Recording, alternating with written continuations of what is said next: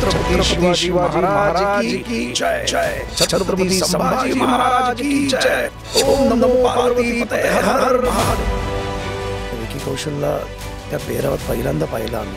मी असं सण झालो होतो की खरोखरच महाराज आले की काय.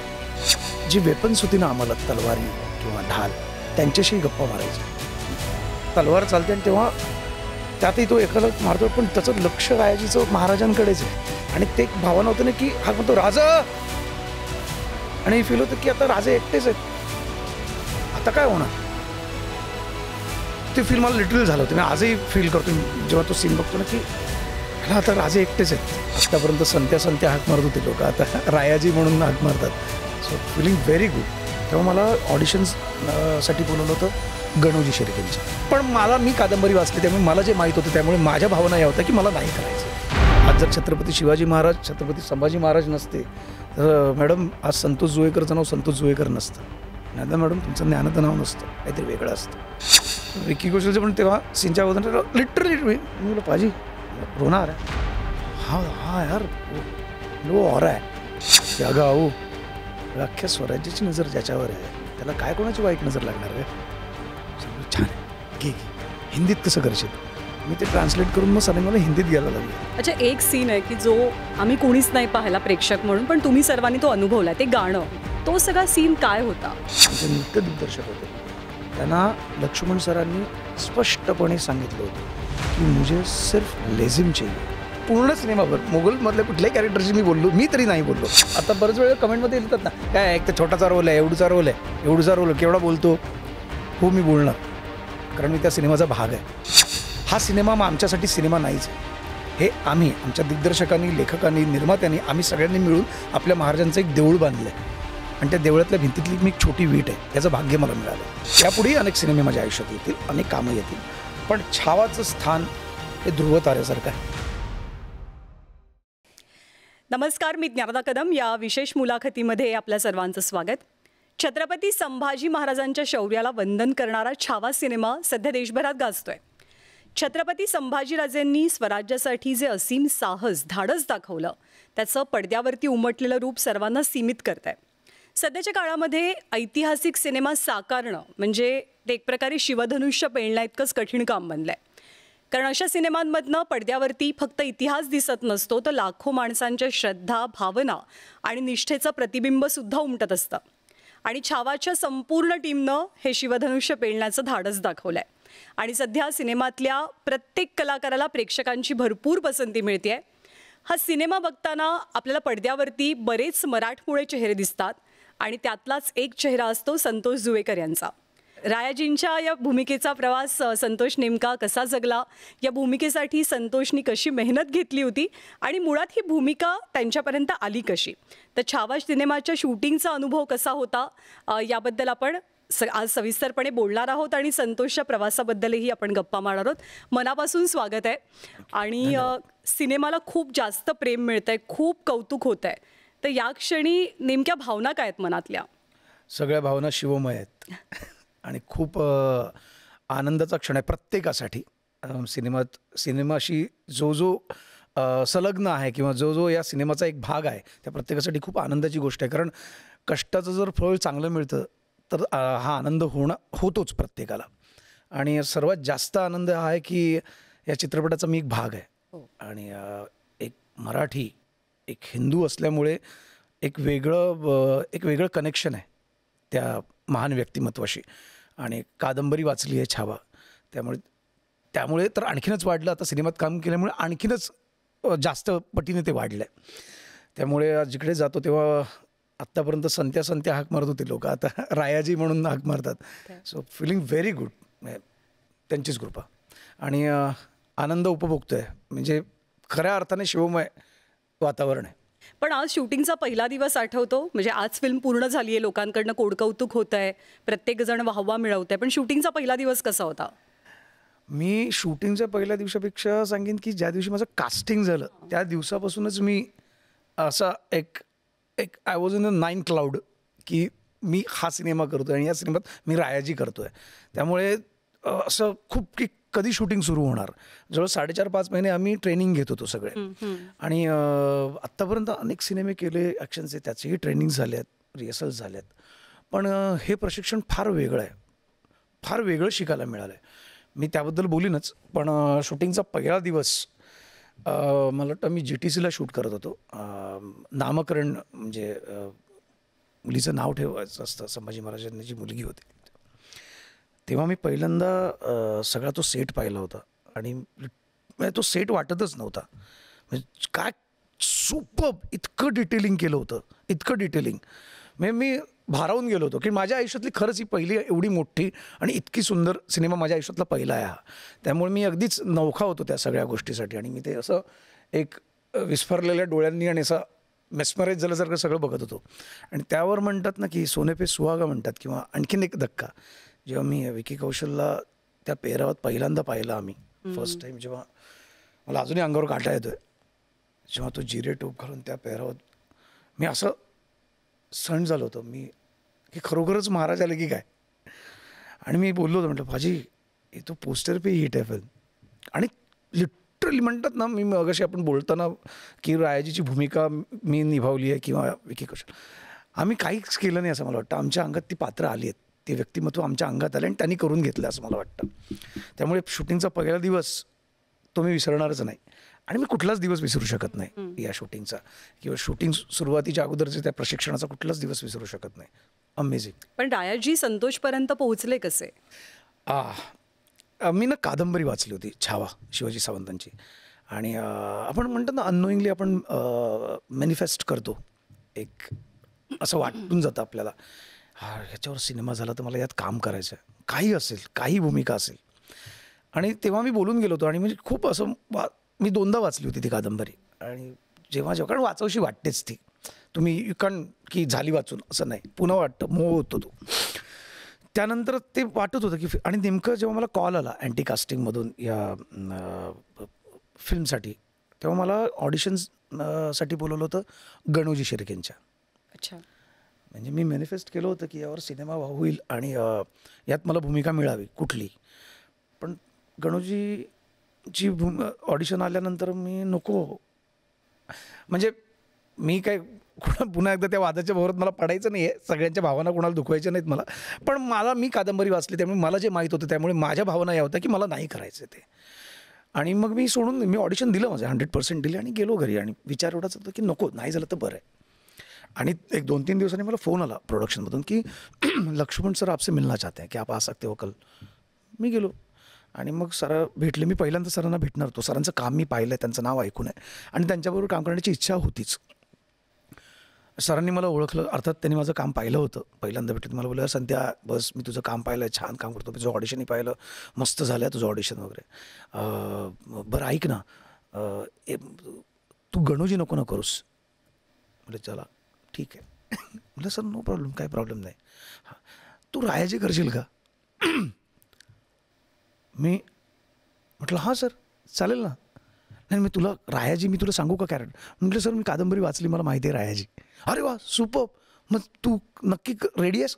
म्हटलं सर प्लीज खुद गब्बर बोल रहे हो. आणि मग अशा तऱ्हेने रायाजी म्हणतात ना आपण ती मॅनिफेस्ट केलेलं असतं, ते कुठेतरी काहीतरी फिरून आपल्या पदरात ते पडतंच.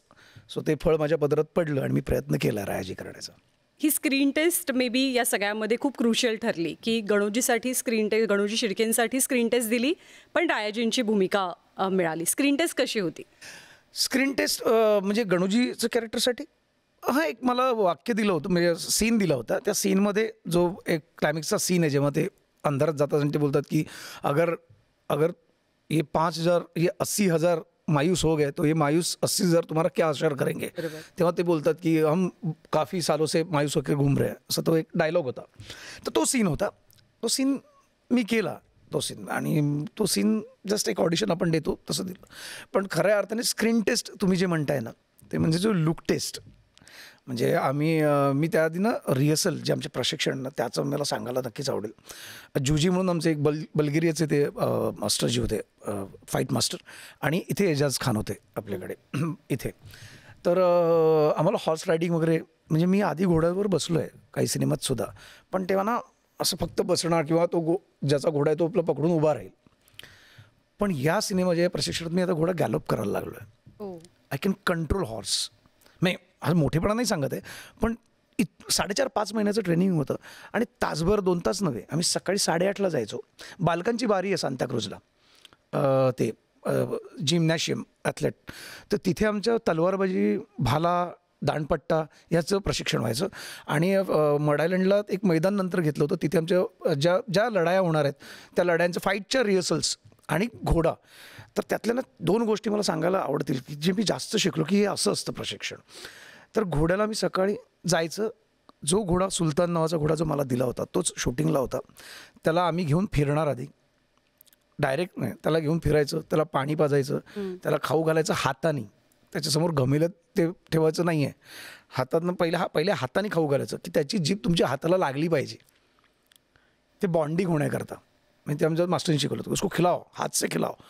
तर आधी भीती वाटायची, तो ऐसे नाही, ऐसे मत खिलाओ, ऐसे ऐसे रखो. मग तो गाजर असा हातावर नाही, असा हात हे करून गाजर, मग तो खाणार. मग तो खाताना जी जीभ तुमच्या तळहातावर लागते. सो ती बॉन्डिंग होणं फार गरजेचं आहे. आणि त्याच्याशी गप्पा मारायच्या, घोड्याशी गप्पा मारायच्या. म्हणजे आता रिहर्सल किंवा प्रशिक्षण सुरू होणार आहे की सुल्तान देख भाई, इज्जत बचा ले, हाँ अभी तेरा मेरा अभी शूटिंग टाइम आ रहा है, तो ठीक से करना पड़ेगा भाई. हाँ गुड बॉय, तू बहुत अच्छा है यार, तू संभाल लेगा, मेरे भरोसा है तेरे पे. सो आम्ही गप्पा मारायच्या त्याच्याशी. मग घोड्यावर रिपीट करताना किंवा ते करताना good good good, very good, क्या बात आहे सुलतान, सुपर्ब सुपर्ब सुपर्ब.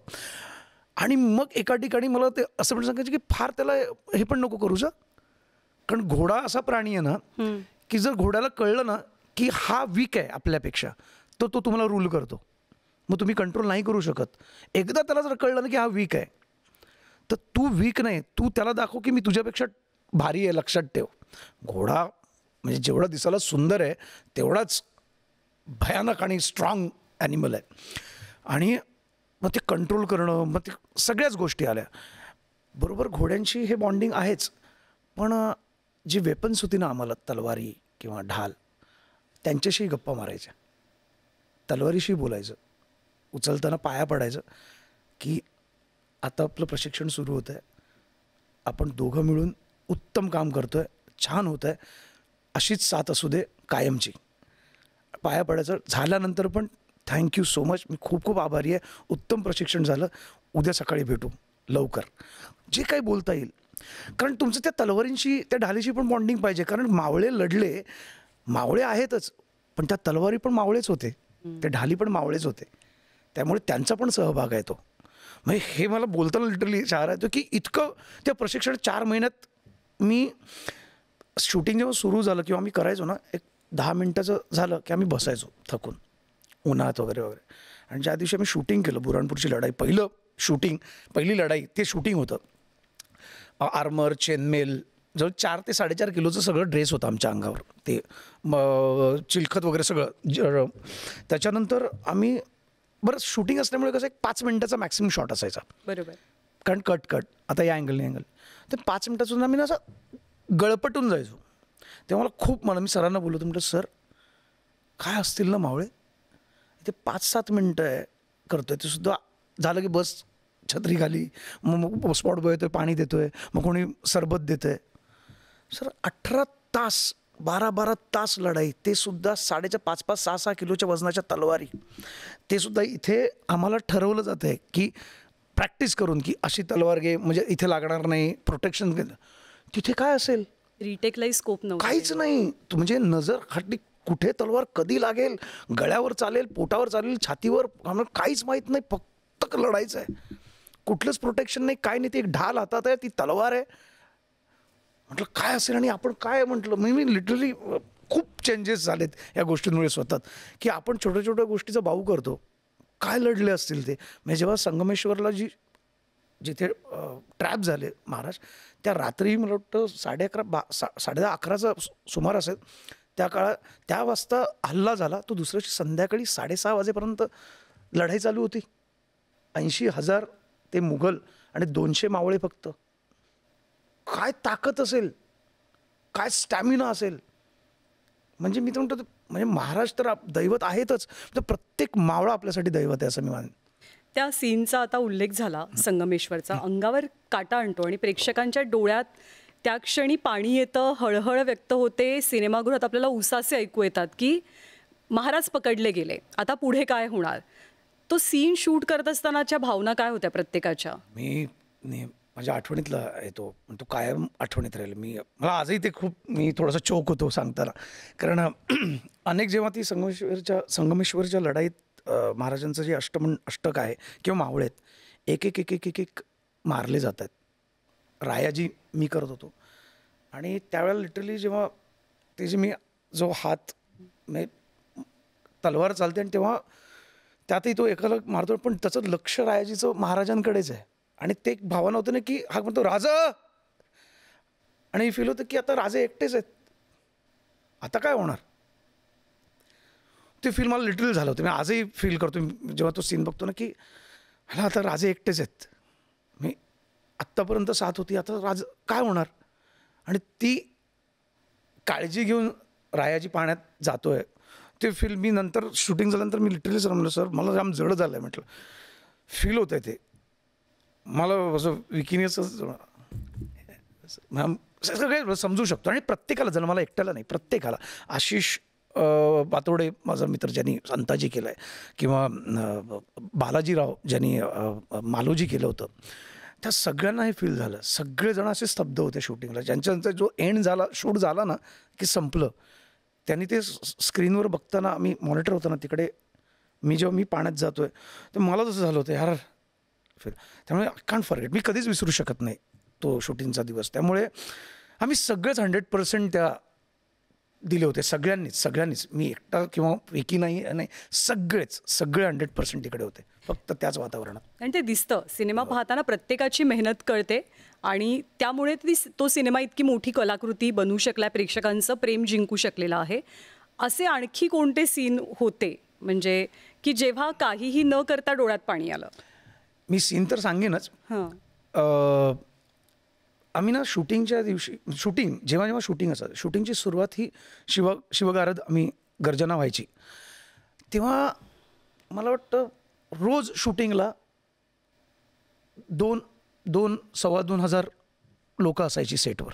मॅम आमचे ज्युनियर आर्टिस्ट 1400 ते 1500 ज्युनियर आर्टिस्ट असायचे, आणि बाकीचे 600-700 सगळे युनिटचे लोक. आणि शिवगर्जना व्हायची ना, तेव्हा त्या ह्याच्यात सगळ्या जाती धर्माची लोक काम करत होती. म्हणजे हिंदी भाषिक तर होते, म्हणजे सगळेच मुस्लिम्स होते, काही पंजाबी होते, काही कॅथलिक होते, सगळ्या धर्माचे होते. आज एवढ्या जणात सगळेच असणार, पण प्रत्येकजण ती शिवगर्जना झाल्यानंतर छत्रपती शिवाजी महाराज की जय, छत्रपती संभाजी महाराज की जय, ओम नमो पार्वती पते, हर हर महादेव, ते व्हायचं ना जोरात.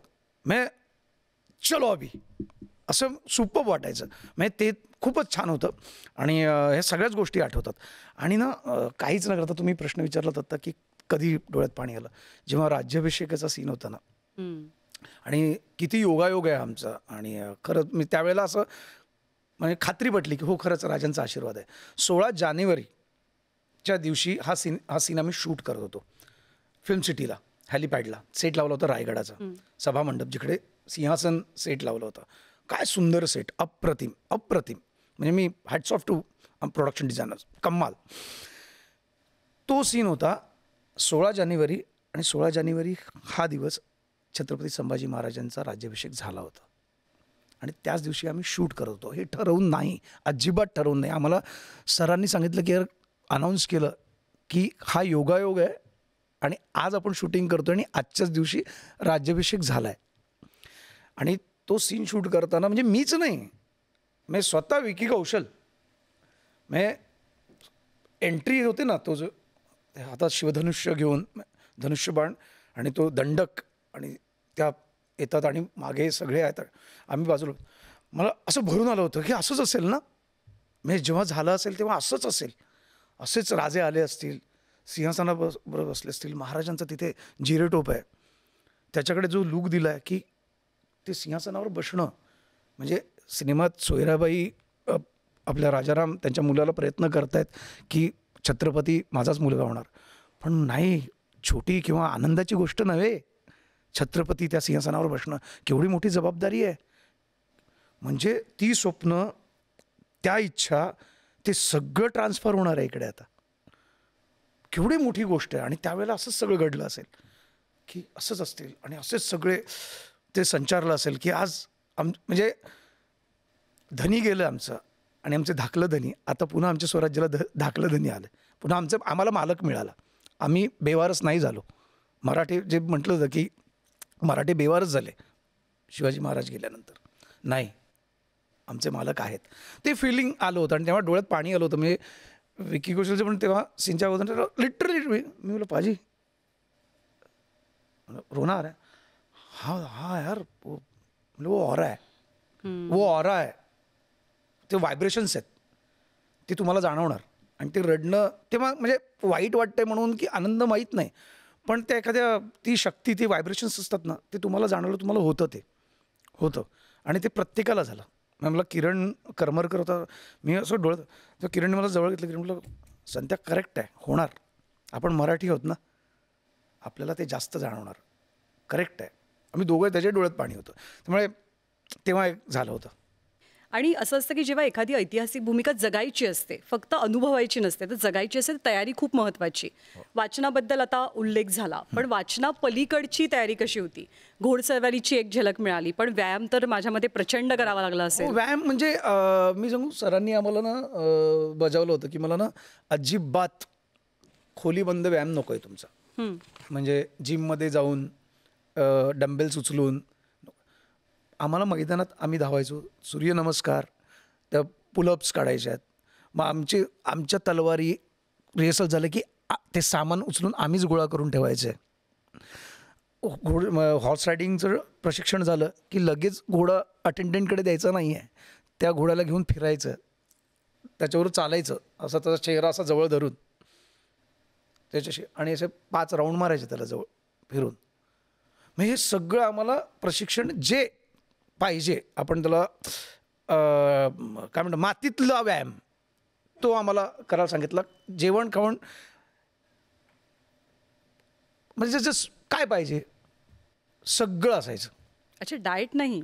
डाएट नाही, कुठे मावळ्यांनी काय डाएट केलं. आम्ही म्हणलं कसलं डाएट नाही. आता थोडंसं आपण फिल्म करतोय, पण भारदस्त दिसायला हवं. मी पुट ऑन केलं होतं, कारण तो विकी कौशलने 105 किलो वाढवलं होतं वजन. 105 किलो. अर्थात ते त्याचं डाएट आणि हे सगळं फिजिक टोंड करून आम्ही पण तसेच होतो. पण आम्हाला सर म्हणाले होते की इथे फक्त छत्रपती संभाजी महाराज राजेच वाघ नाही, मला प्रत्येक मावळा वाघ दिसला पाहिजे, प्रत्येक मावळ्यात मला सिंह दिसला पाहिजे. म्हणजे विकी कौशलला सांगितलं तेच आम्हाला सगळ्यांना सांगितलं होतं की प्रत्येक मावळ्याचा, मी ज्याचा क्लोज घेईन, मारताना तलवार चालवताना मला चेहऱ्यात नजरेत वाघ दिसला पाहिजे. त्यामुळे सर आप बोले उधर चले असं म्हणून आम्ही समर्पण केलं होतं सरांकडे. सर तुम्ही सांगा काय करायचं आहे. त्यामुळे तयारी तर ती तयारी म्हणण्यापेक्षा आम्हाला ज्या होते आम्हाला करायला मजा येत होती सगळं करायला. आणि अर्थात स्क्रिप्ट आम्हाला वाचन, जरी आमचं सीन टॉकिंग नसेल काय नसेल, पण तुम्ही त्यात मर्ज झाला पाहिजेत प्रत्येक ह्याच्यात. आणि सरांनी एक गोष्ट फार सुंदर केली होती, म्हणजे फार कमी आहेत असे दिग्दर्शक आहेत, पण कमी आहेत. आम्हाला स्क्रिप्ट असल्यानंतर सरांनी सांगितलं संध्या ऐक, किंवा आशिषला म्हटलं सगळं, तुम्हाला जर वाटत असेल ना की इथे या सीनमध्ये हे वाक्य रायाजी बोलू शकतो, असं बोलू शकतो, तर मला सांगा बरं का, मला सांगा की तुम्हाला जर वाटतं नाही इथे असं, इथे मी हे बोलू का, इथे मी हे बोलू का, मला वाटतं की इथे रायाजी हे बोलू शकतात, तर मला सांग. त्यामुळे मी सरांना दर वेळेला जाऊन सर काही ठिकाणी नको रे, पण मला आठवतं ते जे वाक्य आहे ना सिनेमामध्ये की धाराऊ म्हणतात ते चीर म्हणजे घाव दिसतो महाराजांच्या, आणि धाराऊ म्हणतात ये क्या युवराज फिरसे नजर उतारणी पडेगी. ते म्हणलं सर मला नाही ते एक वाक्य सुचतं आहे, रायाजी किंवा कोणी राहतं, पण मला असं सुचतं, मी बोलू का काय. मी सेटवर जाऊन त्यांना बोललो होतो, म्हटलं सर इथे समजा धाराऊनंतर जर रायाजी म्हटलं की अगं आऊ, अख्ख्या स्वराज्याची नजर ज्याच्यावर आहे त्याला काय कोणाची वाईट नजर लागणार का. सर बोलले छान आहे, घे हिंदीत कसं करशील. मी ते ट्रान्सलेट करून मग सरांनी मला हिंदीत घ्यायला सांगितलं. पण मी म्हटलं सर सुरुवात अगं आऊ घेऊ का, हा मला बोलून दाखव. म्हटलं अगं आऊ, पुरे स्वराज्य की नज़र जिस पर है उसे क्या किसी की बुरी नज़र लगेगी. सर बोले डन. त्यामुळे ही सूट देणं किंवा ह्या गोष्टी करू देणं, मला वाटतं की त्या प्रत्येक कलाकाराला स्वतःबरोबर त्या संहितेत, त्या स्क्रिप्टमध्ये किंवा ती निर्मिती प्रक्रिया आहे त्यात सामावून घेण्यासारखं आहे. आणि थँक्स लक्ष्मण सर. ती मोठा स्कोप इम्प्रोव्हायझेशनसाठी हो, ओपन ठेवलेला हो, होता. हो. म्हणजे जसं विकीने एका मुलाखतीत सांगितलं होतं की ओम नमो पार्वती पते हर हर हो. महादेव, ते काही स्क्रिप्टमध्ये नव्हतं, त्यांनी त्या फ्लोमध्ये घेतलंय. म्हणजे सर ना असं पटकन कट करत नाहीत. सीन झाला ना तरी सर थोडा वेळ चालू ठेवतात. बरोबर आहे ना. मग कधी असं होतं की सर सीन आपलं होतं ना, सीन संपला, करत राहा, तुला काय पुढे वाटतं. त्याचा फायदा विकी भाऊंनी करेक्ट घेतला. तो जो कॅमेराचा फिरतोय आणि मग त्या आणि संचालणारच ना, त्या काय ते वातावरण होतं, भोरच्या वाड्यात तो सीन केला होता. तर तिथे त्यांनी ते ओम नमो पार्वती पतये हर हर महादेव, आणि आम्ही पण सुटलो हर हर महादेव. आणि कट झाल्यानंतर सरांनी मिठी मारली विकीला, कमाल, हे सुचणं फार गरजेचं. म्हणजे तुम्ही किती इंटू आहात त्या कामात, त्या तुमच्या कुठलंही काम असो, त्या कामात तुम्ही किती स्वतःला सामावून घेतलं किंवा किती समर्पण केलं त्या कामासाठी, हे तिथे दिसतं. अच्छा, एक सीन आहे की जो आम्ही कोणीच नाही पाहिला प्रेक्षक म्हणून, पण तुम्ही सर्वांनी तो अनुभवला. ते गाणं ज्याच्यातनं वाद झाला आणि मग लेझिम नृत्याला कात्री लावावी लागली. तर तो सगळा सीन काय होता जो तुम्ही पाहिलाय, अनुभवलाय? हो, म्हणजे गाणं बुऱ्हाणपूरची लढाई होते. हो. ती लढाई झाल्यानंतर राजे त्यांच्या मावळ्यांबरोबर, त्यांच्या सरदारांबरोबर, सैन्याबरोबर पुन्हा रायगडावर येतात सुखरूप सगळ्यांना घेऊन. तेव्हा त्यांचं औक्षण केलं जातं. येसुबाई त्यांना ओवाळतात, धाराऊ ओवाळतात सगळेजण, आणि एक स्वागत करतात. तिकडची जी सगळी जनता आहे, नागरिक स्वागत करतात. आणि त्या आनंद उत्सवाचं गाणं आहे, विजय उत्सवाचं गाणं आहे. आणि त्या गाण्यात लेझिम हा आपला पारंपरिक सांस्कृतिक खेळ आहे, तो खेळला जातो आहे, ढोल ताशे लेझिम. आणि तिथे महाराज आहेत आणि तिथे एक दोन मावळे येतात आणि अशी लेझिम राजांकडे अशी करतात.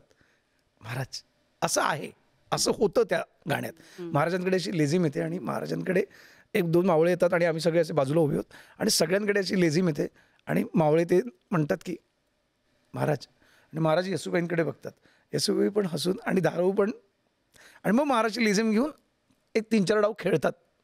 तो आहे लेझिमचा खेळ. आम्ही 4 ते 5 दिवस शूट केलं होतं गाणं.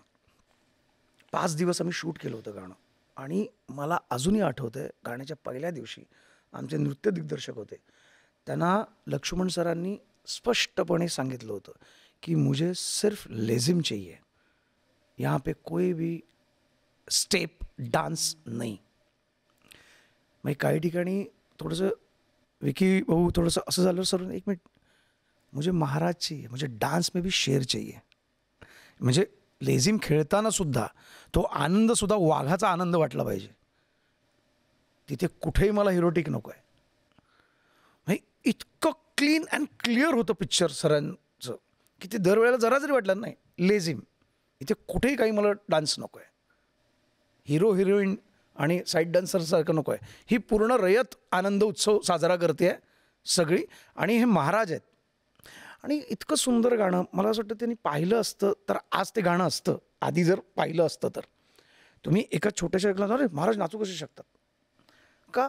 आता आपण अनेक वेळेला बघतो ना, अनेक पक्षाचे नेते, तुमचे नेते जेव्हा निवडून येतात तेव्हा त्यांचे कार्यकर्ते जल्लोष करतात, ढोल तसे घेऊन नाचतात, तेव्हा तुम्ही तुमच्या नेत्याला पण बोलवून तेही नाचतात ना थोडंसं हात वर करून आनंदोत्सवात. मग माझे राजे एक 2 डाव खेळले असतील ना, कारण रयतेचा राजा, गोरगरिबांचा राजा होता, त्या रयतेसाठीच होतं ना. म्हणजे स्वराज्यासाठी लढणारा माणूस स्वराज्याच्या आनंदात का सहभागी होऊ शकत नाही. नाही. खरं तर खूप चांगलं यश मिळालं, पण असं झालं की वाद पण तितकेच प्रचंड झाले. सिनेमाचा ट्रेलर आल्यापासून ते अगदी आत्तापर्यंत वाद संपत नाही आहेत. एका चांगल्या कलाकृतीच्या मागे असे वाद लागले की कलाकार म्हणून काय वाटतं, काय भावना असतात तेव्हा? अर्थात त्रास होतो ना, का होणार नाही. एकतर मी इथे कलाकार, मी स्वतःला या सिनेमासाठी कलाकार म्हणून दुसरं स्थान देतो. मी आधी स्वतःला संतोष जुळेकर म्हणून, मी म्हणजे अनेक आहेत, जसे अनेक छत्रपती शिवाजी महाराजांचे, छत्रपती संभाजी महाराजांचे भक्त, म्हणजे एक निस्सीम भक्ती आहे. एक संतोष जुळेकर म्हणून माझं दैवत आहे ते, आणि नंतर मग मी एक कलाकार म्हणून ते काम करतो आहे. त्यामुळे त्रास होतो ना की आज माझ्या महाराजांचं बलिदान, त्यांचं शौर्य, त्यांचं कर्तृत्व त्यांचं योगदान किंवा त्यांचा जो काही त्याग आहे तो येऊ दे ना लोकांना, आजच्या पिढीला कळू दे. तुम्हाला बाकी सगळ्या गोष्टी माहीत असतात इकडे, पण आज हा सिनेमामुळे किंवा हा जर कळला तर उद्या म्हणजे उद्याच्या पिढीला, आत्ता कुठल्याही पिढीतल्या मुलाला जर विचारलं ना छत्रपती संभाजी महाराज, तर त्यांची खडा गोष्ट सांगितली पाहिजे की कोण होते, काय होते आणि ते आज आपल्यासाठी काय आहेत. आज जर छत्रपती शिवाजी महाराज, छत्रपती संभाजी महाराज नसते तर मॅडम आज संतोष जुळेकरचं नाव संतोष जुळेकर नसतं. नाही मॅडम तुमचं ज्ञानाचं नाव नसतं, काहीतरी वेगळं असतं. त्यामुळे आज हक्काने आपल्या मातीत हक्काने आपण जगतो ते केवळ ते आपल्या देवांमुळे. त्यामुळे या गोष्टीचा त्रास होतो की कशासाठी. म्हणजे आत्ता काही गोष्टी काही लोकांनी आक्षेप घेतला आहे शिर्के वंशजांनी, तर मला त्यांना एवढंच, मी अर्थात सगळ्यांच्या भावनांचा आपण आदरच करतो आहे, त्याबद्दल वादच नाही. पण मग तुम्ही सिनेमा पाहिल्यानंतर हा आक्षेप घेताय. याआधी खूप वर्षापूर्वी शिवाजी सावंतांनी कादंबरी लिहिली आहे आणि सरांनी स्पष्टपणे सांगितलं की हा सिनेमा संपूर्णपणे कादंबरीवर आधारित आहे. जे कादंबरीत आहे तेच मी सिनेमात मांडलेलं आहे. त्यातही इथे कुठेही आडनावाचा उल्लेख नाही आहे, सिनेमात कुठेही उल्लेख नाही आहे. तरीसुद्धा तुम्हाला जर वाटत असेल की मी चुकलो आहे तर मी माफी मागतो, तर ही माफी मागणं मी लक्ष्मण सरांसाठी त्यांचा मोठेपणा मानतो. कारण त्यांचे प्रांजळ मत आहे की हा सिनेमा लोकांपर्यंत पोहोचावा, यात बाधा येता कामा नये. नंतर एखादा माणूस आपला इगोला घेऊन बसला असता. त्यामुळे जे काय सर करतात ते उत्तम करतात, पण मला या लोकांना सांगायचं आहे, मग तेव्हा तुम्ही कादंबरी वाचली नाहीत का? तेव्हा नाही का आक्षेप, तेव्हा का नाही आक्षेप घेतला? असो, पण सिनेमा पोचतो याचा जास्त आनंद आहे. हे सिनेमा तर खूपच म्हणजे ब्लॉकबास्टर हिट ठरले आणि फक्त देशातच नाही तर परदेशात सुद्धा मोठी पसंती सिनेमाला मिळते आहे. ह्याच्यातला आणखी एक मुद्दा म्हणजे तुम्हा सगळ्यांचं बॉन्डिंग सेटवरचं. म्हणजे जितकं बॉन्डिंग त्या आपल्या अश्वासोबत किंवा आपल्या शस्त्रांसोबत असणं गरजेचं होतं, तेवढंच त्या 8 व्यक्तींचं संभाजीराजेंसोबत असणं सुद्धा. तुमचं बॉन्डिंग कसं होतं सगळ्यांचं? आम्ही खूपच सुंदर बॉन्डिंग होतं. म्हणजे आम्ही शूटिंगला सेटवर, म्हणजे आता विकी कौशलबद्दल बरेच जण मला ना कधी कधी आता हा हिंदी कलाकार आहे ना, करा लाचारी, लाळगोटेपणा असे लोक बोलतात. तर मी ज्या ज्या कलाकारांबरोबर काम केलं आणि जे खरोखरच कौतुक करण्यास पात्र आहेत ना त्यांच्याबद्दल बोलावं. जे चांगलं वाटतं तर बोलावं, एक वेळ वाईट वाटलं तर बोलू नका, पण जे चांगलं आहे तर बोललंच पाहिजे. म्हणजे मी आज माझ्या ज्यांच्याबरोबर मी काम केलं, आज चिन्मय मांडलेकर माझा मित्र आहे. म्हणजे केवळ आम्ही स्क्रीन शेअर नाही केले तर आम्ही खूप चांगले मित्र आहोत. जितेंद्र जोशी आहे, सुबोध भाऊ आहे, प्रसाद ओक आहे, सगळे चांगले मित्र आहेत. अंकुश चौधरी आहे, सचित पाटील आहे. मग तसंच विकीबद्दल बोलतोय की तो माणूस आज एवढ्या मोठ्या स्टेजला आहे, ग्लोबल स्टार ही इज. पण आम्ही शूटिंगच्या वेळेला ना सीन संपला तरी तो आमच्यासोबतच बसे. जेवण त्याची व्हॅनिटी वेगळी, त्याची जेवणाची वेगळी, त्याची जिमची वेगळी, पण तो जेवायला आमच्यासोबतच असे. किंवा लढाईमध्ये आता तो कुठेतरी वेगळा जाऊन बसला आहे आणि आम्ही वेगळे बसलो आहे, मला तरी अजून आठवत नाही आहे. जिथे मॉनिटरच्या इथे आम्ही येऊन बसायचो तिथे विकी, आम्ही सगळेजण एकत्र बसलेले असायचे. आशुतोष राणंदपासून बालाजीराव, कवी कलश म्हणजे विनीत सिंग, आशिष, अंकित शर्मा, सगळे आम्ही, शुभांकर एकबोटे, आम्ही सगळे एकत्रच बसले असायचो. आम्ही वाईला 1 महिना 10 दिवस शूट केलं होतं. तेव्हा शूटिंगला तर आम्ही एकत्र होतोच, पण शूटिंग झाल्यावर सुद्धा आम्ही रात्री गप्पा आम्ही एकत्रच राहायचो एकाच हॉटेलमध्ये. त्यामुळे मग ती गाणी, गप्पा, कविता, त्यातले बरेचसे NSDचे वगैरे होते, त्यामुळे ते कवी वगैरे त्यांच्या जागे फार असतात, त्यामुळे त्या कविता पण खूप बॉन्डिंग होतं. आणि मला वाटतं की ते असायलाच हवं. फक्त आता आणखीन एक गोष्ट मी सांगेन की औरंगजेब, आम्ही जे मुघल होते ना, जे मुघलांची पात्र करत होते, त्या कलाकारांची नाही, ते शेवटी कलाकार आहेत, पण माहीत नाही, मी तरी नाही बोललो तिथे कोणाशीच पूर्ण सिनेमाभर. हां, म्हणजे पूर्ण सिनेमाभर मुघलमधल्या कुठल्याही कॅरेक्टरशी मी तरी नाही बोललो. मी एका शूटिंगला गेलो होतो सरांना भेटायला, जेव्हा अक्षय खन्नाचं औरंगजेबचं काही सीनचं शूट चालू होतं. तर मी सरांना भेटलो आणि तिकडे अक्षय खन्ना बसलो होतो. तर मी आपलं सरांना भेटलो आणि म्हटलं सर निघतो. तर तुमचे असिस्टंट आहेत जतीन म्हणून. आम्ही अक्षय सर को मी बघितलंही नाही तिकडे, मी बघूच शकत नाही. म्हणजे माझा काय अक्षय खन्नावर राग नाही, उत्तम काम केलं त्या माणसाने, पण नाही, माहीत नाही, मला नाही बोलावं असं वाटलं त्यांच्याशी. म्हणजे मी सेटवर सुद्धा म्हणजे हेट्रेट करत नव्हतो, पण मी नव्हतो बोलत कोणाशी. म्हणजे कोणी त्यातलं एखादा मुघल चांगले विचार असं काही नाही. मग एखादा मेकअप शूट झाल्यानंतर मेकअप काढून जरी आला ना, अरे भाई चलो चलते मला, त्यामुळे maybe I am touched. आणि मी नाही ते होऊ शकत आपल्याकडून. सो हो, आमच्यात बॉन्डिंग होतं. जे आम्ही अष्टक होतं त्यांच्यात बॉन्डिंग होतं. म्हणजे बालाजी सर साऊथचे खूप मोठे ॲक्टर आहेत. Is such a beautiful person. खूप is a very good, very gem of person. म्हणजे ते इतकी आमच्या सगळ्यांची काळजी घ्यायचे. म्हणजे प्रदीप सिंग ज्यांनी यसाजी केलेत, हिला म्हणजे गजनीमध्ये त्यांना मी पाहिलं होतं किंवा काही साऊथच्या सिनेमात पाहिलं होतं. पण सेटवर पहिल्यांदा भेटले तेव्हा अरे मतलब कमाल माणूस आहे. म्हणजे असं टाइमटर्म्स कोणाचेच नव्हते, कोणाचेच नाही. आणि खूप मस्त म्हणजे आणि ते फादरली फिगर आम्हा सगळ्यांची काळजी घेत होते. आमच्यात सामील व्हायचे टाईमपास गप्पा याच्यात. सो बॉन्डिंग 100% खूप छान आणि अजूनपर्यंत आहे. आणि असं डायलॉग डिलिव्हरी म्हणजे अशा सिनेमांमध्ये डायलॉग डिलिव्हरी खूप मॅटर करते. प्रचंड मेहनत घ्यायला लागते. त्यातून आपल्या मराठी माणसांमध्ये कुठेतरी तो एक मराठीचा हेल म्हणा, लहेजा म्हणा, तो येतो. तर डायलॉग डिलिव्हरीसाठी विशेष प्रयत्न झालेले नाही, यात फारसे डायलॉग नाही आहेत रायाजीच्या कॅरेक्टरला. रायाजी हे महत्त्वाचं कॅरेक्टर आहे, नाही असं नाही. पण फोकस्ड हा पूर्णपणे छत्रपती संभाजी महाराज त्यांच्यावर होता. पण एक कलाकार म्हणून मी सांगू शकतो की अर्थात तुम्हाला हिंदी भाषा असो किंवा उद्या साऊथची फिल्मसुद्धा मिळेल तुम्हाला किंवा कुठलीही मिळेल, त्याचं डिक्शन, प्रोनाऊन्सिएशन या गोष्टीवर अभ्यास करावाच लागतो. म्हणजे आज रश्मिका मंदाना ती साऊथची ॲक्ट्रेस आहे. तिने खूप प्रयत्न केलेत, प्रचंड प्रयत्न केलेत आणि ते आम्ही पाहिले पण आहेत आणि ते दिसत आहेत. पण कुठेतरी काहीतरी होतं ना, असं एका महिन्यात 2 महिन्यात नाही होत ना. आज आयुष्य गेलं आहे त्या भाषेत. ती त्यांची मातृभाषा आहे, जशी आपली मराठी आहे. आणि तुम्ही म्हणणार अरे तिचं ते लँग्वेज आम्हाला थोडंसं ॲक्सेंट येतो. सोडा ना यार. म्हणजे ॲक्सेंट येतो, तुम्ही ॲक्सेंट नका ना बघू. आज सदाशिव अमरपूरकर खूप मोठे महान कलाकार आहेत ते, पण त्यांच्यात तो लहेजा येतच होता की मराठी. पण तरी तुम्ही तेवढं प्रेम दिलत ना त्यांना. अरे ते काय हिंदीत त्यांचं मराठी येतं असं बोललात का? पण जर सरांनी कास्टिंग केलं, तुम्ही येसूबाई तिच्या डोळ्यात जो इनोसन्स आहे ना, म्हणजे आपण पाहिलं नाही आहे येसूबाईंना, पण कदाचित हा असाच असेल. किंवा जे बॉन्डिंग आहे महाराजांसोबत, श्री सखी जे बॉन्डिंग आहे ते जर असेल तर ते असंच असेल. हे तुम्हाला पटतं आहे ना. आणि मग ते थोडंसं येतं रे, ते थोडंसं साऊथचं वाटतं. कशाला एवढं छान भव्य दिव्य छान केलं आहे, चांगल्या गोष्टीकडे बघा ना, असं मला प्रांजळपणे वाटतं. अच्छा, ओव्हरऑल शूटिंग किती दिवस सुरू होतं पूर्ण सिनेमाचं? मला वाटतं 112 दिवस शूट केलं आम्ही टोटल फिल्म, आणि त्यातले 62 दिवस मी शूट केलं. अच्छा. हो, कारण ऑलमोस्ट सगळ्या लढ्या म्हणजे आम्ही सगळ्या लढ्यांमध्ये होतो. पण त्या लढ्यांची शूटिंग म्हणजे ती पावसातली जी लढाई आहे पाण्यातली, आम्ही साडी लढाई, ती जवळजवळ आम्ही 8 का 9 दिवस शूट करत होतो. बापरे. आणि रोज सकाळी आम्ही जी सुरू झालं, सुरुवातीला ते त्यांनी पाऊस पडतोय लिटरली, एवढा चिखल होता आमचं, एवढ्या चिखलात आम्ही होतो उभे. आणि सकाळी 6 वाजल्यापासून शिफ्ट सुरू व्हायची ते संध्याकाळी सनसेट झाला की पॅकअप. तोपर्यंत आम्ही त्या पाण्यातच आम्ही जेवायचो, पण तसेच भिजलेलं.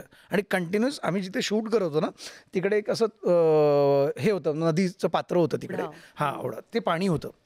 आणि असं नाही की कुठलं तरी गरम पाणी किंवा रादर टँकर बोलवले आहेत, वॉर्म पाणी नाही. आम्ही ते थंडीचे दिवस होते आणि तिकडे त्याच्यात ते पंप लावले होते पाईप टाकून, आणि त्या नदीतलंच पाणी, फक्त लंच ब्रेकला आम्ही बाहेर पडायचो आणि उन्हात बसायचो. नंतर आम्ही त्या पाण्यातच सगळे बरं त्या पाण्यात. मग बऱ्याच वेळेला आपण ऐकतो ना मोठं, अरे वो बिस्लरी का पाणी उसका तालाब भरा है उसमें ना आहे वो ऐसे पाणी में नाही. 2 धरणात आम्ही शूट केलं ना. म्हणजे एका ठिकाणी तिथे म्हशी येऊन आंघोळ, गावातली माणसं म्हशी आणून तिथे आंघोळ करायचे, बायकाहून कपडे धुवायच्या तिकडे. नंतर हे जे आमचे घोडे होते सेटवरचे, ते घोडे त्या पाण्यात सोडायचे, त्यांची लीद तिकडे पडलेली असायची. तिथे बाजूला आम्ही शूट करत होतो. जो पाण्यातनं येण्याचा सीन आहे, आम्ही सगळे पाण्यातनं येतो तेव्हा आम्ही त्या पाण्यात, विक्की कौशल सकट सगळे होते त्या पाण्यात. आणि नंतर बाहेर पडल्यानंतर कंटिन्युटीसाठी आम्हाला भिजल्या अंगानेच राहावं लागायचं. तर जरी ते थोडं चुकलं की तिकडचंच बाल्टीतलं पाणी आणायचं अंगावर होतायचे सगळ्यांच्या. असं नाही की विकीसाठी वेगळं बिस्लरी ठेवलं आहे, तेच पाणी आणायचे. तर आम्ही होणार यार वो डिब्बा तो अच्छा ले यार नाही सॉरी सर. पण काळजी सगळ्यांची व्यवस्थित, म्हणजे सगळ्याच बाबतीत काळजी, प्रोटेक्शन सगळ्यांसाठी होतं. पण तेच केलं आहे. आणि त्यामुळे कदाचित म्हणून त्याच खऱ्या पाण्याचा आणि त्या खऱ्या मातीचा वास आमच्या सिनेमाला येतोय, हे सुगंध. ऐकायला ॲक्च्युली अजून जास्त आवडेल की लढायांचे जे सिक्वेन्सेस आहेत, शूट्स आहेत, कारण लढायांमधनंच तो सिनेमा पुढे जातो. म्हणजे सिनेमाचा बराचसा भाग हा सगळ्या त्या शौर्यावरती आणि लढाईवरती आधारित आहे. तर ही एका लढाईचा भाग आम्ही ऐकला, बुऱ्हाणपूर सगळ्यात मोठं शूट होतं, किंवा 22 दिवस. संगमेश्वर बद्दल बोललो खरं तर आपण. पण अशा वेगवेगळ्या लढायांच्या वेळेला कशी तयारी असायची आधी आणि कसं ते पॅशन दिसायचं सगळ्यांचं? प्रत्येक लढाईची रिहर्सल्स व्हायच्या. म्हणजे शूट करणार आहोत ना, त्याच्या आदल्या दिवशी जो सिक्वेन्स शूट करायचा आहे त्याची रिहर्सल आमची आधी व्हायची. अच्छा. हां. आणि मग त्याचीच रिहर्सल्स आमची तेव्हाही झाली होती 4-4.5 महिन्यात. मग अचानक काही अँगल्समुळे किंवा काही गोष्टींमुळे ना थोडेसे सिक्वेन्स बदलायला लागायचे. मग ते सिक्वेन्स रात्री आमचे मास्टरजी डिझाईन करायचे. मग आम्हाला एक दिवस गॅप टाकायचा. मग एक दिवस आम्ही जायचं सकाळी 7:30-8ला. मग दिवसभर आम्ही तिकडे ते जे सिक्वेन्स शूट होणार आहे त्या सिक्वेन्सची रिहर्सल करायची पूर्ण, आणि विथ कॉस्ट्यूम. असं नाही की मी शॉर्टवर गेलो किंवा ट्रॅक पॅन्ट घातली. तिथे जायचं, जे शूटिंगसाठी कॉस्ट्यूम वापरणार आहेत तेच कॉस्ट्यूम घालायचे आणि तेच तुमचे वेपन्स घेऊन तुम्ही ती रिहर्सल करायची. आणि मग परत संध्याकाळी 7:30ला पॅकअप व्हायचं आणि दुसऱ्या दिवशी आम्ही शूट करायचो. आणि मग ते सगळ्याच गोष्टी, आणि मी म्हणतो ना की तुम्ही सिनेमात बघता ना ते सगळे मावळे आणि ती जी गर्दी आहे सगळेजण, ती खरी आहे. कुठेही कॉपी पेस्ट VFX नाही. कमीत कमी 2,000 मावळे ज्युनियर आर्टिस्ट, 2,000, त्यातले 500-600 रिअल फायटर्स. बापरे. म्हणजे मुघल सैन्यात दिलेले काही फायटर्स आणि मावळ्यांकडे दिलेले काही फायटर्स. कारण ते ठेवायला लागायचे, कारण सगळ्या ज्युनियर्सना नाही जमत. त्यामुळे ते फायटर्स ते ड्रेस घालून आमच्यावर असायचे की जे त्यांना माहिती आहे की कसं पंच करायचं आहे, कसं पकडायचं आहे, कसं, किंवा त्यांना उद्या समजा आम्ही जरी मारलं तर ते कसं प्रोटेक्ट करू शकतात हे त्यांना माहिती आहे, कारण ते त्या क्षेत्रातले आहेत. त्यामुळे ते 500 ते 700 फायटर्स ते असायचे. आणि रोज तामझाम, म्हणजे जवळजवळ जत्रा, रोज जत्रा. आणि मी बघायचं म्हणजे जवळजवळ आर्टिस्ट असे 40 ते 45 व्हॅनिटीज लागलेल्या असायच्या तिथे. त्याच्यानंतर जेवण, म्हणजे तिथेच जेवण लागायचं ना, तर असे टेंट्स लागलेत आणि जेवत आहेत तिथे, इथे जेवत आहेत, तिथे जेवत आहेत, आमचे टेंट्स वेगळे. मी असं म्हणलं हे भव्य दिव्य, पण मी माझ्या आयुष्यात मी बोलतो ना, मी खरंच नौका आहे बाबतीत. मी असं मेस्मराईज झालो होतो एवढं सगळं भव्य दिव्य बघून. म्हटलं अरे, म्हटलं सॉलिड आहे म्हटलं. आणि बरं असं नाही रेलचेलच जेवणाची की अरे हे नाही आहे, हे कसं दिसतंय, अरे ह्याचं तर. तिथे वाईला होतो रोज, सगळ्यांना व्यवस्थित उत्तम 5 प्रकारच्या भाकऱ्या, सगळं जेवण उत्तम. त्यामुळे लढाईच्या सीनमध्ये आम्हाला फक्त सर्व बोलायचं, अरे कमी खा रे, कमी खा रे, कारण शूट करायचं आहे. कारण तो एकतर भरपूर जेवाल आणि सुस्त व्हाल. पण आम्हाला तेवढं जे वाढायला जायचं किंवा द्यायला जायचं ना, त्याच्यावर आमच्यावर एक देखरेख मंत्री होता आमचा. ओके. बस पण इट्स गुड, चांगली गोष्ट आहे ती. आणि अर्थात आम्हाला तर आपल्या जिभेवर नाही राहत कंट्रोल, तर असं छान मटण बिटण दिसलं तर कोण सोडेल, पण तरी ती काळजी घेतली जायची. आणि मी जो पाण्यातलं सीन, त्यातल्या मी ना बुऱ्हाणपूरच्या लढाईत मी होतो. नंतर ती पावसातली लढाई आहे ती, त्यात मी होतो. आणि संगमेश्वरच्या लढाईत होतो. त्यामुळे संगमेश्वरची लढाई तर आमच्यासाठी तो काय म्हणू, अविस्मरणीय क्षण आहे. ते दिवस विसरूच शकत नाही. आणि व्हेरी म्हणजे जेवढं सांगेन तेवढं कमीच आहे. पण इतकं म्हणजे पुन्हा सांगणार की मी ही जी तयारी किंवा जे काही आम्ही त्याची काय म्हणतात, जी काही काळजी घेतली गेली आहे, हे सांगताना आता अर्थात मी कौतुक करतो आहे आमच्या सगळ्या प्रोडक्शनचं किंवा याचं, पण पुन्हा तेच आठवतं आहे की आपल्यामुळे काय केलं असेल त्याने. त्यांना नव्हते असे पॅड्स, त्यांना नव्हते कुठे असे प्रोटेक्शन लावलेले पॅड किंवा हार्नेस नव्हते. म्हणजे काहीच नाही आहे. म्हणजे इथे मी आमचं कौतुक करण्यापेक्षा मला ते वाईट वाटतं आहे. केलं आम्ही, फक्त सिनेमा केला एवढं सांगितलं. इतक्या सगळ्या मेहनतीच्या नंतर, इतक्या दिवसाच्या शूटिंग नंतर जेव्हा तो सिनेमा पूर्ण तयार झाला आणि तुम्ही तो सिनेमा पहिल्यांदा पाहिला, त्यानंतरची फिलिंग काय होती? मी सिनेमा माझा प्रीमियर ठरला तेव्हा मी प्रीमियरला जाताना असा फक्त एकच होतं की तो क्लायमॅक्स कसा बघणार मला माहीत नाही. कारण तेव्हा शूटिंगला मला सर बोलले होते, अरे ये ना आपला क्लायमॅक्स. नाही, मी नाही येणार. आणि तो जेव्हा बघितला तेव्हा मी कादंबरी वाचली.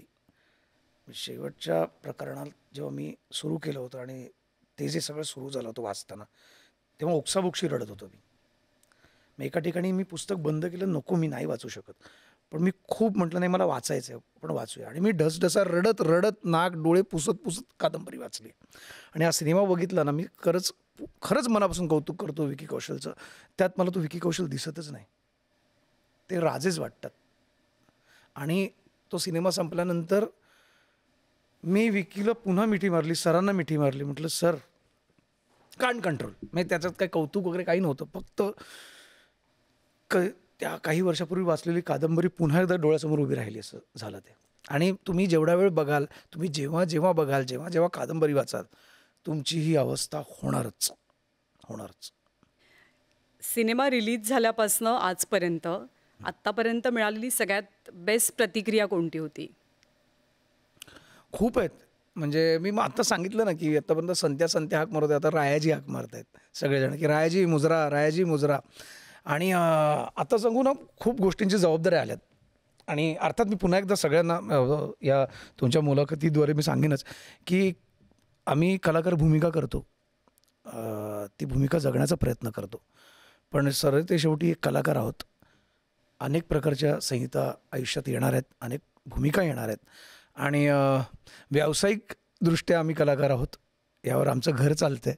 त्यामुळे मला वेगवेगळ्या प्रकारच्या भूमिका करायच्या आहेत, त्या करायला आवडणार आहेत. त्यामुळे या भूमिकेचा मी आदरच करतो. आणि याचं भानही ठेवीन, की मला काय काम करायचं आहे, कसं काम करायचं आहे. पण मला पुढेही भूमिका करायच्या आहेत. त्यामुळे तुमच्या भावनांचा मी आदर करतो, तुमच्या प्रेमाचा आदर करतो. ते प्रेम, त्या भावना तशाच असू देत, पण त्या रायाजींबद्दल आहेत. विकीचं प्रचंड जास्त कौतुक झालं आणि तुम्ही पण सगळेजण म्हणजे विकीवरती फिदा आहात असं तुमच्या प्रत्येकाच्या मी तर बोलण्यातनं. भयंकर प्रेमात आहे. पहिल्या मसान, त्यानंतर उधम सिंग, ओरी, त्याच्यानंतर माणिक शॉ, त्याच्यानंतर त्यांनी छोटासा रोल केला आहे, कॅमिओ केला आहे संजूमध्ये. तो सीन आहे ना, काय सीन केलं आहे त्या माणसानी. म्हणजे परेश रावलनी रोल केला आहे वडिलांचा, म्हणजे संजय दत्त, सुनील दत्तचा.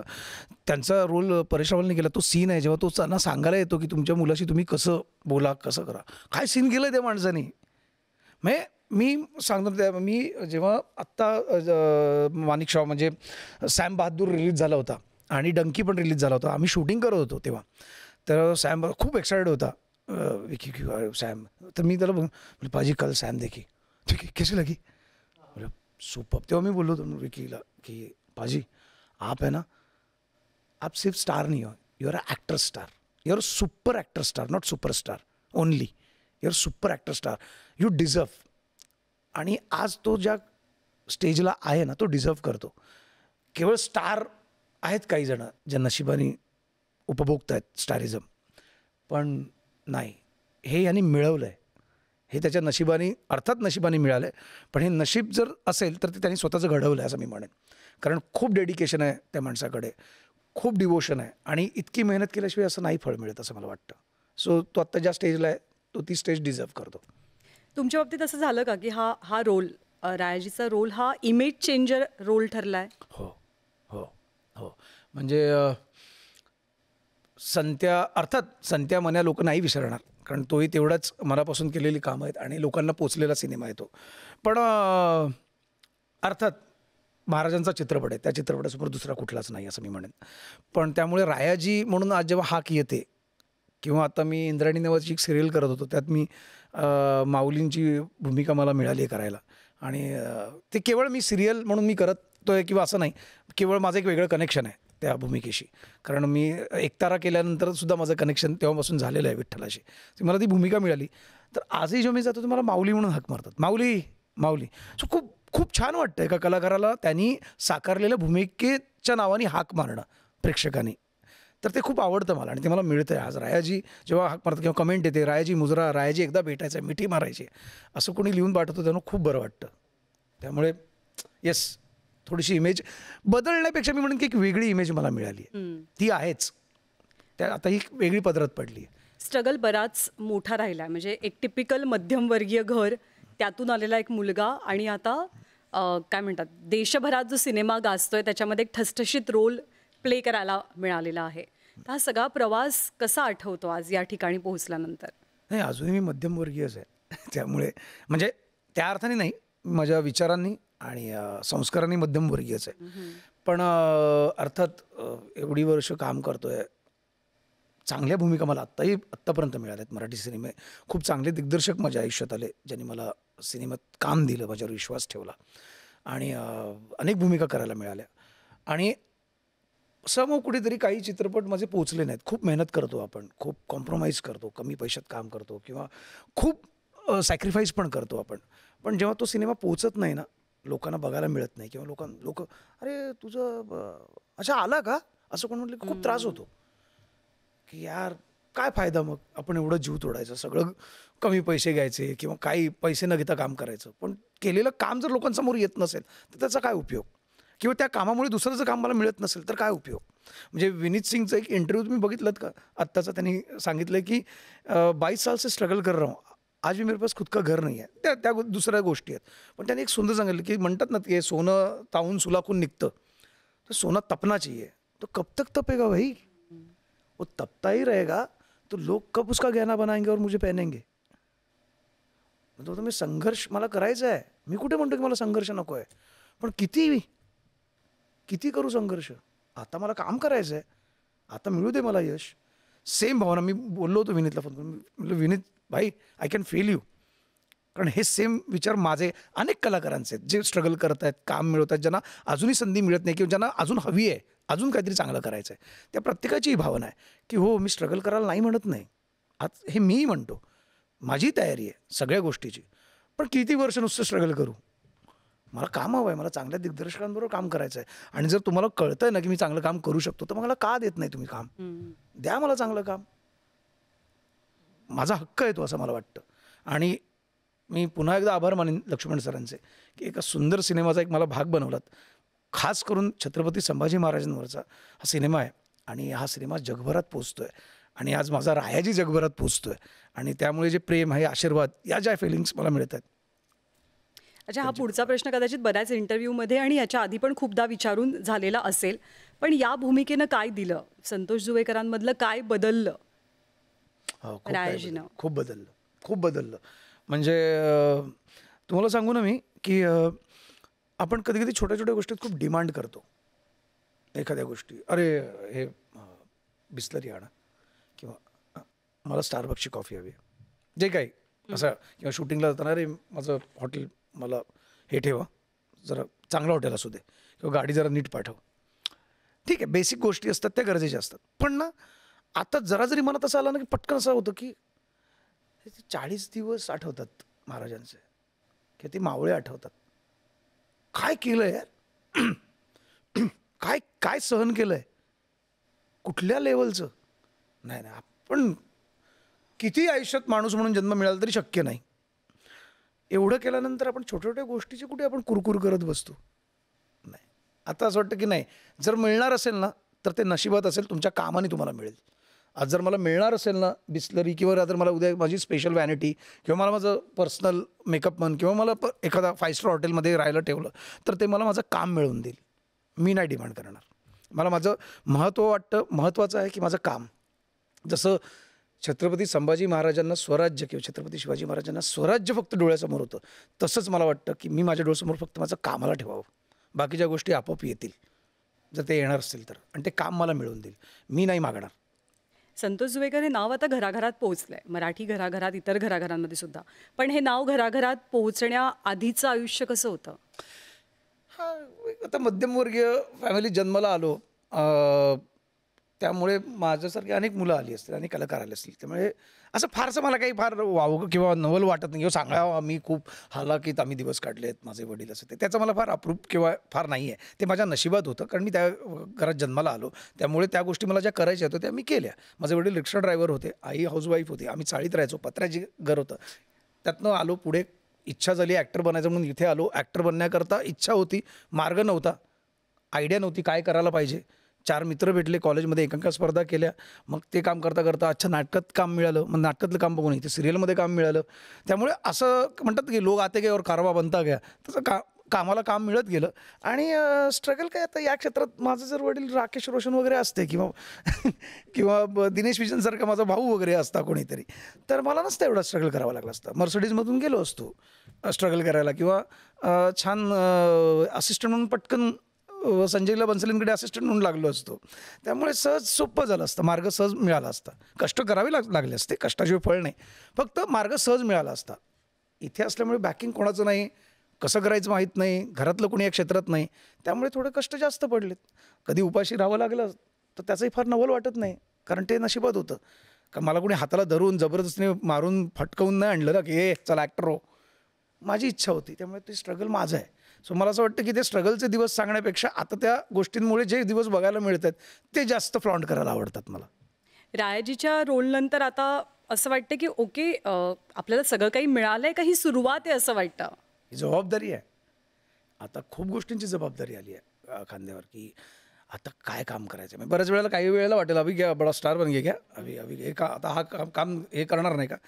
तर मला असं वाटतं की जाऊ दे, जर ती लोकं नीट समजून घेऊ शकत नसतील तर आपण तिथे माताफोडी करण्यात अर्थ नाही आहे. पण हो, आता माझ्यावर जबाबदारी आहे. भले मग आता बरेच वेळेला कमेंटमध्ये लिहितात ना, काय एक तर छोटासा रोल आहे, एवढूचा रोल आहे, एवढूचा रोल केवढा बोलतो. हो, मी बोलणार, कारण मी त्या सिनेमाचा भाग आहे. मी खरं सांगू, एका शब्दात सांगतो या सगळ्यांना, हा सिनेमा मग आमच्यासाठी सिनेमा नाहीच आहे. हे आम्ही, आमच्या दिग्दर्शकांनी, लेखकांनी, निर्मात्यांनी, आम्ही सगळ्यांनी मिळून आपल्या महाराजांचं एक देऊळ बांधलं आहे. आणि त्या देवळातल्या भिंतीतली मी एक छोटी वीट आहे, याचं भाग्य मला मिळालं आहे. आणि लोक त्या देवळात दर्शनासाठी येत आहेत आणि माझ्या महाराजांचं दर्शन घेत आहेत. That's it. ही माझी भावना आहे या सिनेमासाठी. त्यामुळे या सिनेमात मी किती मोठा रोल केला, मला किती डायलॉग मिळाले, मी किती दिसलो, यापेक्षा या सिनेमात मी आहे याची भावना जास्त आहे मला. फार सुंदर शब्दात मांडलं की आयुष्यात चढउतार खूप येत असतात, पर्सनल लाईफमध्ये, प्रोफेशनल लाईफमध्ये. संतोष जुवेकरांची पद्धत काय आहे या चढउतारांकडे पाहण्याची आणि त्यांच्यावर मात करण्याची? मी ना पूर्वी असं नाही आहे, मी पूर्वी खूप नर्वस व्हायचो, थोडंसं फ्रस्ट्रेशन. मी सर्वात मोठं फ्रस्ट्रेशन मला होतं एकताराच्या वेळेला. एकतारा सिनेमा खूप जीव ओतून सगळ्यांनीच कामं केली होती. अवधूतचं पण एक ड्रीम प्रोजेक्ट म्हणायचा तो. अनेक गाणी त्यांनी छान केली होती, आजही ती गाणी लोक ऐकतात. एकतारासाठी मी बरेच प्रोजेक्ट्स नाही करायचे म्हणून सोडून दिले होते, सगळं केलं होतं त्यासाठी. आणि तेच मगाशी म्हणालो की एवढे पण त्याग करून जेव्हा तो सिनेमा पोचत नाही ना, तेव्हा त्रास होतो. तेव्हा तो सिनेमा रिलीज झाला आणि आठवड्याभरात उतरला. खूप वाईट वाटलं. म्हणजे मी अजिबात प्रेज करत नाही किंवा मोठेपणा सांगत नाही आहे, पण त्या सिनेमाचे पोस्टर्स मी लावले होते, स्टँडीज मी घेऊन गेलो होतो थिएटरला. मग मी थिएटरमध्ये ती मुलं यायची, मी रिक्वेस्ट करायचो, मग तो मॅनेजरला जाऊन भेटायचो. ती मुलं स्टँडी असं ओपन केलं की बघायचं, हे तू आहे, तू आप हो इधर, आप हो ये. म्हणलं हां, हे खुद का स्टँडी खुद ही लगा रहे हो. तर मला ते काही जणांना माहिती ना, आमिर खानने नाही का त्याचे पोस्टर्स लावले होते. सो ऑब्व्हियसली मला ते आठवलं, त्यामुळे कदाचित मी प्रेरित झालो असेल. पण ते मी केलं होतं, सगळं केलं होतं. मग मी एका रिक्षा युनियनची एक मॅच होती, तेव्हा मला तिथे त्यांनी गेस्ट म्हणून बोलवलं होतं. तर त्यांनी मला मानधन विचारलं होतं, तुमचं मानधन काय. म्हटलं एक काम करा ना, मानधन नको मला, तुमच्या किती रिक्षा आहेत. ते म्हणजे आमच्या 400-450 रिक्षा आहेत. म्हटलं प्रत्येक रिक्षावर माझं पोस्टर लावा ना. मी त्यांना रिक्वेस्ट, आणि तेव्हा त्या सगळ्या रिक्षा तिकडे होत्या ना, त्यांनी प्रत्येक रिक्षावर पोस्टर लावलं होतं. चेंबूरमध्ये युनियन आहे, रिक्षा युनियन. तर मी अशा प्रकारे प्रयत्न केला होता. माझा मित्र ज्याचा एक दुकान आहे, कोणाचं हॉटेल आहे, भाई तुझ्या हॉटेलच्या वर स्टँडी लाव ना, ते सगळं केलं होतं. आणि तो सिनेमा जेव्हा चालला नाही तेव्हा खूप फ्रस्ट्रेट झालं होतं, खूप फ्रस्ट्रेट. म्हणजे नाही, मी लाजणार नाही सांगायला, मी लिटरली स्टार्टेड ड्रिंकिंग लाईक हेल. मी सकाळी आणि सतत विजू मानेला फोन करायचो, अवधूतला फोन करायचो, आणि आय वॉज क्राईंग, यार सिनेमा चालला नाही. मला विजू, संत्या बाहेर पडतात ना, संत्या पागल आहेस का, ठीक आहे ना यार, सोडून दे, तू एक सिनेमा झाला का, पुढे काम नाही का करायचं आहे. ते अवधूत पण मला, संत्या मला पण त्रास होतो आहे, तू किती एवढं, म्हणजे खूप लावून घेतलं होतं मी. आणि मधल्या काळात ना असंच कुठेतरी होतो मी, आणि अचानक ना मला खूप 4 माणसं आले आणि फोटो काढते. संत्या आहे, संत्या बाय, तुमचं काम बघितलं, हो तुमचं एकतारा बघितला, काय काम केलं हो तुम्ही. असं एक 2-4 ऐकल्यानंतर ना अचानक मला फील झालं की यार, आपण इतकं घासून इथपर्यंत आलो आहे. अनेक सिनेमे केले ज्याच्यामुळे लोक आपल्याला ओळखतात, अनेक सिरियल्स, नाटकांमुळे लोक ओळखत आहेत. आणि एक सिनेमा मी केला, तो नाही चालला. प्रत्येक सिनेमाचं, प्रत्येक कलाकृतीचं एक नशीब असतं, नाही चालला. म्हणून तू बाकीचे सिनेमे, बाकीच्या गोष्टी विसरतोस का. आणि आजही तुला बघितल्यावर गर्दी करतात, येत आहेत ना, भले 10 येत असतील धावत, पण येत आहेत ना तुला बघून, ज्याची तू अपेक्षा केली होतीस. की मला कधीतरी लोकांनी, जसं आम्ही बघायचो, मावशी खारला राहते ना, तेव्हा मी असं आमिर खान दिसला किंवा गोविंदा दिसला किंवा शाहरुख खान दिसला, शाहरुख खान तेव्हा असं खूप वाटायचं. एक दिवस नाही यार, आपल्याला असं तो संतोष जुवेकर असं यार, असं झालं पाहिजे. मग जेव्हा ही स्वप्न मी पाहिली होती, मी एका गोष्टीसाठी का हे करतो, मी त्या क्षणी स्वतःला थांबवलं होतं, त्यातनं बाहेर पडलो होतो मी. आणि त्या दिवसापासून मी एक ठरवलं आहे, जी गोष्ट आपल्या आयुष्यात जर आपल्याला कळतं ना की ही चुकीची घडली आहे, ही वाईट घडली आहे, त्या क्षणी त्या गोष्टीचा विचार करणं बंद करा, कारण ती घडून गेली आहे. ते जर क्रिप करत बसलो ना, यार काय झालं यार, कशासाठी झालं यार, असं नव्हतं, असं करायला पाहिजे होतं. झालंय ना आता, आपण माती खाल्लेली आहे, आपण चुकलोय, झालं, सोडून द्या. What is next on deck हा विचार करूया. आणि मी तसाच विचार करतोय. मी आता नर्वस होत नाही. माझं काम, मी ऑडिशन्स देत असतो, खूप बोलतात अरे सुंदर सर, बहुत अच्छा हुआ, बहुत अच्छा हुआ. मग आपल्याला पहिलं अरे बहुतेक माझं होणार. मी आता ते बंदच करून टाकलं विचार करणं. होणार असेल तर होईल. आत्ता जे माझ्याकडे आहे त्याला मी महत्त्व देतोय, जे माझ्याजवळ आहे. उगाच नसलेल्या गोष्टींचा विचार करत नाही आणि गेलेल्या गोष्टींचा पण विचार करत नाही. त्यामुळे मला असं वाटतं की self counselling is the best thing in your life. Correct. तुम्ही कुठेतरी जाताना ज्यांचं मी काही अजिबात वाईट बोलत नाही आहे, पण कुठल्याही काउन्सिलरकडे जाणार, मी जरा काउन्सिलिंग करतो आहे किंवा मी जरा कुठल्या तरी सायकोलॉजिस्टकडे जातो, नको आधी स्वतःलाच काउन्सिल करून बघा. मग तुम्हाला कळेल की तुम्ही स्वतःला छान काउन्सिल करू शकता. कारण तुम्ही स्वतःला जेवढा माणूस ओळखू शकतो ना, तेवढं दुसरं कोणीच ओळखू शकत नाही आपण, असं मला वाटतं. नाही, आपण आपल्याशी कधीच खोटं नाही बोलू शकत. नाही ना, आपण कधीच नाही. आपल्यापासून कुठल्याच गोष्टी लपवू नाही शकत. नाही. अगदी जाता जाता छावा अशी कोणती एखादी गोष्ट सोबत ठेवून गेलेला आहे संतोष जुवेकरांच्या, की जी कायम सोबत राहणार आहे आता? मी आत्ता सांगितलं ना, माझ्या बदल जो घडला आहे किंवा आज, अर्थात त्या भावना होत्याच, पण आता त्या भावना आणखीन तीव्र झाल्यात. आणि मी म्हणू की आज अनेक सिनेमे, यापुढेही अनेक सिनेमे माझ्या आयुष्यात येतील, अनेक कामं येतील, पण छावाचं स्थान हे ध्रुवताऱ्यासारखं आहे माझ्यासाठी. ती जागा कोणीच नाही हलवू शकत आणि ते वेगळं आहे. त्यामुळे छावा, मी असं म्हणेन की एक देवाने दिलेला आशीर्वाद आहे माझ्यासाठी तो, असं मी मानतो. मनापासून आभार आणि खूप साऱ्या शुभेच्छा पुढच्या प्रत्येक कामासाठी. छावातलं काम प्रत्येकाच्या कायम लक्षात राहणार आहे, त्याच्याबद्दल काही डाऊट नाही, शंका नाही. आणि इतकं भरभरून बोलणं, जेव्हा म्हणजे आय थिंक की एखादा व्यक्ती ती भूमिका जगतो, अनुभवतो आणि त्यामध्ये पूर्णपणे उतरून काम करतो ना, तेव्हाच इतकं मनापासून, हृदयापासून अगदी पोटतिडकीनं गोष्टी बाहेर येतात आणि आपण बोलत असतो. तर तशाच गप्पा आजच्या झाल्या. पुन्हा एकदा थँक्यू सो मच, मनापासून आभार. जय शिवराय. आणि यानंतर या विशेष मुलाखतीत आपण इथेच थांबूया. पाहत रहा न्यूज 18 लोकमत.